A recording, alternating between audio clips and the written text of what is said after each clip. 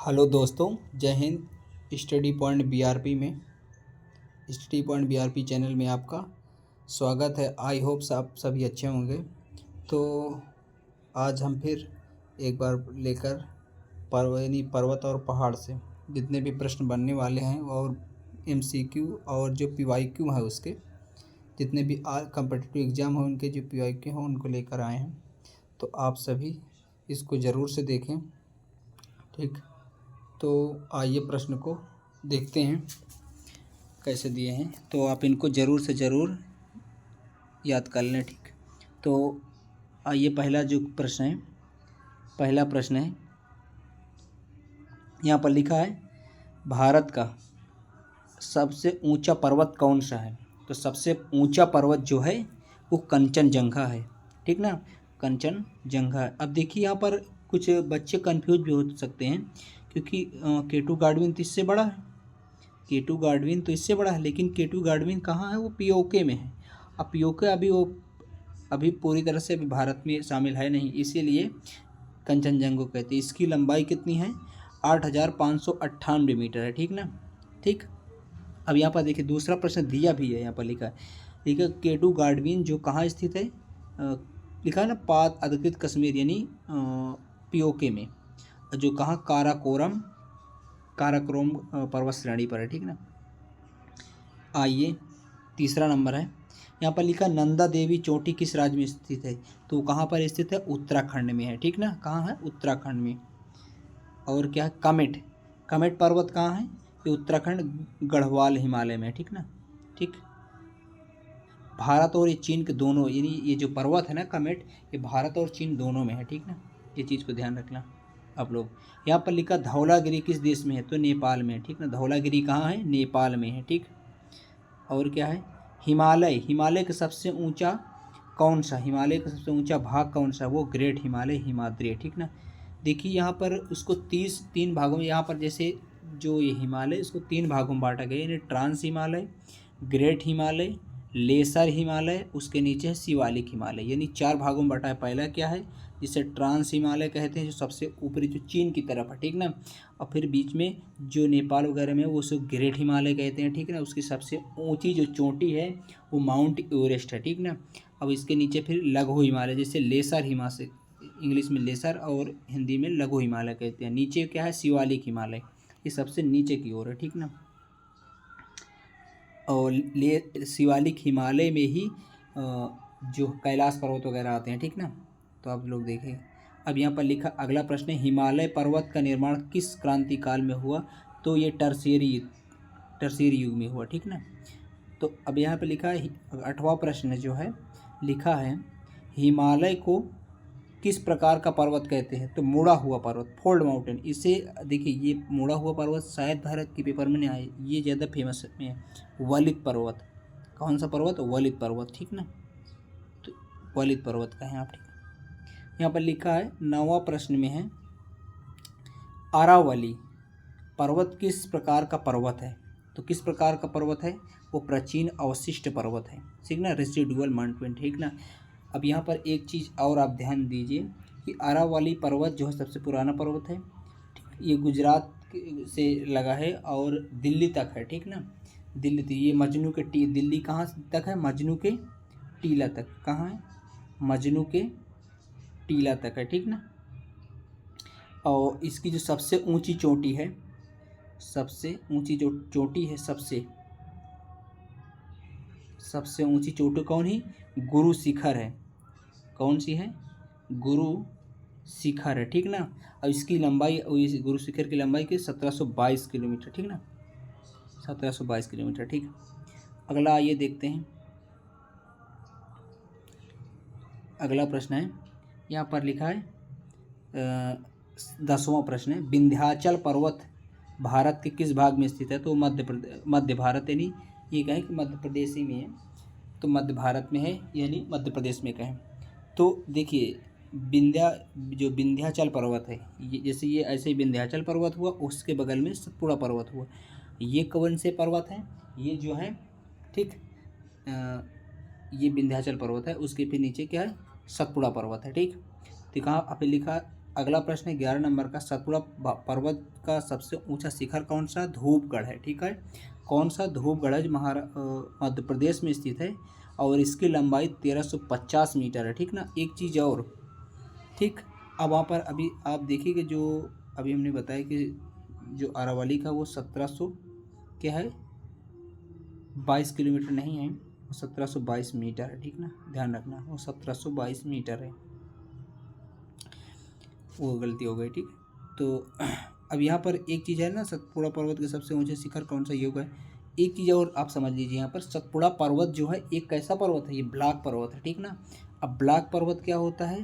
Block पर्वत होता है कि जैसे यहाँ पर ये है, अगर यहाँ पर की ज़मीन और यहाँ पर की ज़मीन क्या धंस जाए और ये केवल उठा रहे, तो वो ब्लॉक पर्वत है। या तो ऐसे हो जाए, या तो ये धंस जाए, ये उठा हो, तो ये कैसा वाला पर्वत है कि ये वाला धंस गया, ये ऊपर है। ठीक, अगला देखते हैं। अगला है 13 नंबर का प्रश्न है, अन्नामुलाई किस पर्वत का शिखर है? ये अन्नामलाई हिल्स का है, जो तमिलनाडु में है। ठीक, तमिलनाडु केरल दोनों में है। ठीक, यहाँ पर देखिए आ गया है प्रश्न 1100 क्या लिखा है, गुरु शिखर किस राज्य में स्थित है? तो राजस्थान, माउंट आबू, जो अरावली पर्वत की सबसे ऊंची चोटी है, जो क्या 1722 मीटर है। ठीक ना। अब यहाँ पर आया काराकोरम दर्रा कहाँ है? काराकोरम दर्रा कहाँ है? लद्दाख में। ठीक ना, लद्दाख सियाचिन में। ठीक ना। अगला प्रश्न है रोहतांग, हमने एक दर्रा की जो है दर्रा की जो एक वीडियो बनाई केवल दर्रे पर है। ठीक है, तो आप उसको ज़रूर देखिएगा, उसमें ट्रिक के माध्यम से भारत के सभी दर्रों को बताया गया है। ठीक ना। जब से यहाँ पर लिखा है रोहतांग दर्रा किस राज्य में है, तो हिमाचल प्रदेश में। उसकी ट्रिक हुई थी क्या? सिरोब हिमाचल। ठीक ना, सिरोब हिमाचल, यानी सी का मतलब है सिपकिला दर्रा, रो का मतलब रोहतांग और बा का मतलब बाड़ा लाचा दर्रा। ठीक है। अगला प्रश्न क्या है, नाथुला दर्रा कहाँ है? तो नाथुला सिक्किम में। नाथुला और जेलेपला दर्रा कहाँ है? सिक्किम में है। ठीक ना, आप लोग याद रखिएगा। अब यहाँ पर लिखा है जोजिला दर्रा, तो जोजिला कहाँ? जम्मू कश्मीर गए हैं। ठीक ना, जोजिला, इसकी भी ट्रिक हमने बताया, तो आप जरूर उसको जाकर देखना। ठीक ना। यहाँ पर लिखा बाड़ा लाचा, अभी बता रहे थे ना, बाड़ा लाचा कहाँ है? तो हिमाचल प्रदेश में। ठीक ना। यहाँ पर देखा लिपुलेख दर्रा है, जो क्या है, लिपुलेख कहाँ है? ये उत्तराखंड में। ठीक, पिथौरगढ़ में। ठीक ना, तो पिथौरगढ़ में। ठीक, अगला प्रश्न क्या 21 नंबर का है, अरावली पर्वत श्रृंखला की सबसे ऊंची चोटी कौन सी है? वो कौन सी है? गुरु शिखर है। ठीक ना। अभी देखिए ये वैसे प्रश्न आ गया। विंध्याचल पर्वत की प्रमुख चोटी कौन सी है? तो सिंधिया चोटी है। कौन सी? सिंधिया। ठीक ना। सतपुड़ा पर्वत का विस्तार कहाँ से कहाँ तक है? तो गुजरात से छत्तीसगढ़ तक है। ठीक ना। पश्चिमी घाट को और किस नाम से जाना जाता है? तो सह्याद्री। ये प्रश्न बहुत फेमस है, आप इसको जरूर याद करें, सह्याद्री, ये इसको जरूर ध्यान दीजिएगा।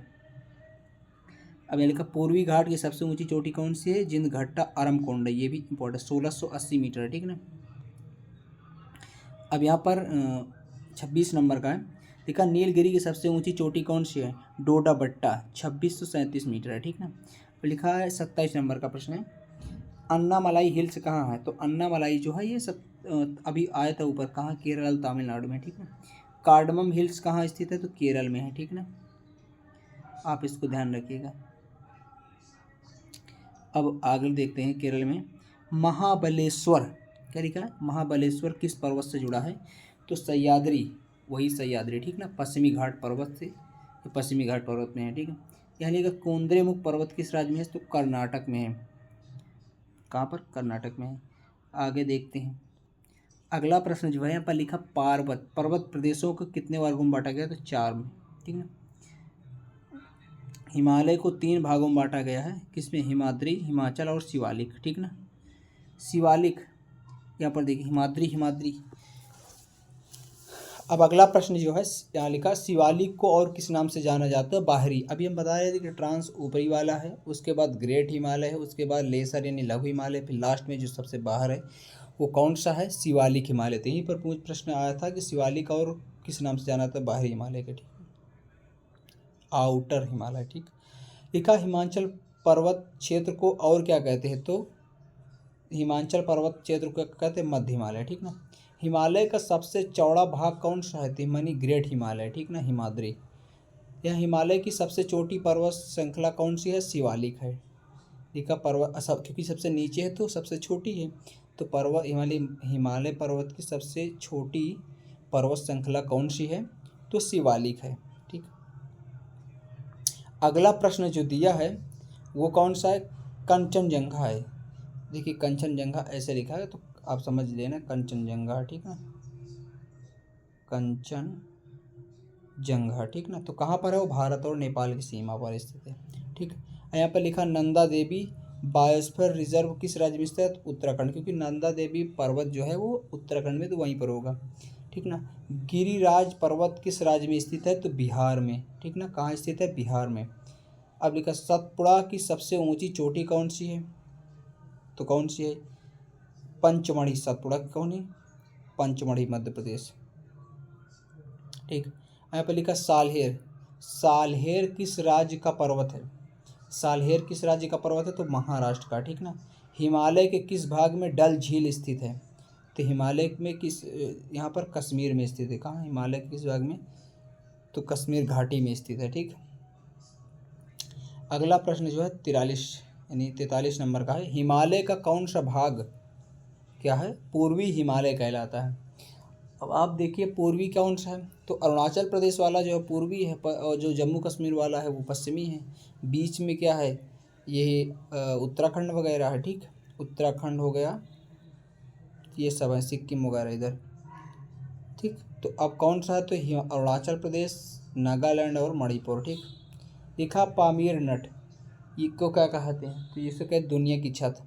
ठीक ना, पामीर का पठार है। ठीक, option number A. Option number देखो इसमें ऑप्शन कहाँ है? दुनिया की छत कहलाता है। ठीक है, 45 नंबर क्या है? लिखा काराकोरम श्रृंखला की दूसरी ऊंची चोटी कौन सी है? तो गेसर ब्रह्म है। ठीक ना, एरम। यहाँ पर लिखा है 46 नंबर जो प्रश्न है, कंचनजंगा किसी हिमालयी राज्य में स्थित है? तो सिक्किम में स्थित है। ठीक ना, अभी आया है। अगला जो क्वेश्चन है वो 47 नंबर का है। लिखा है त्रिशूल चोटी किस राज्य में है? तो उत्तराखंड में है। कहाँ है? उत्तराखंड में। ठीक ना, धौलागिरी किस देश में है? नेपाल में है। ठीक, अब माउंट एवरेस्ट की सीमा पर कौन सा? नेपाल और तिब्बत है। ठीक ना, ठीक है, और जिसकी लंबाई अभी आप देखें तो 8850 हो गई शायद, इतनी है। ठीक, अब ये लास्ट वाला प्रश्न क्या है? हिमालय पर्वत प्रणाली की औसत चौड़ाई कितनी है? वो 240 से 400 किलोमीटर तक है। ठीक है, हिमालय पर्वत की प्रणाली की औसत चौड़ाई कितनी है? तो 240 से 400 किलोमीटर तक है। तो आज 50 क्वेश्चन हुए, तो इसका एक पार्ट और कर देंगे तो 100 क्वेश्चन हो जाएंगे इसके। ठीक ना, तो आज के लिए बस इतना ही दोस्तों। आप लोग हमारे चैनल को लाइक और शेयर करते रहिए। अगर नए हैं तो चैनल को सब्सक्राइब करें ताकि वीडियो की नोटिफिकेशन सबसे पहले आज तक पहुँचे। तो आप ये सभी इम्पोर्टेंट क्वेश्चनों को याद कर लीजिए, क्योंकि ये सभी सभी कम्पिटिटिव एग्जाम के लिए बहुत महत्वपूर्ण प्रश्न रहने वाले हैं। ठीक ना, तो आज के लिए बस इतना ही दोस्तों। जय हिंद।